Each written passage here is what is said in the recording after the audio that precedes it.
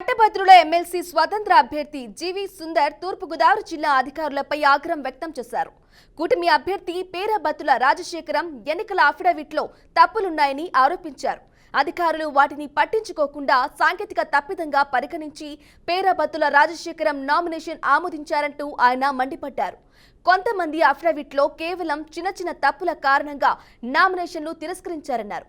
ఇక అధికారులు తన తప్పులు పట్టుకుందామని ప్రయత్నించారని, సాంకేతికంగా బలంగా ఉన్న కారణంగా అవకాశం దొరకలేదన్నారు.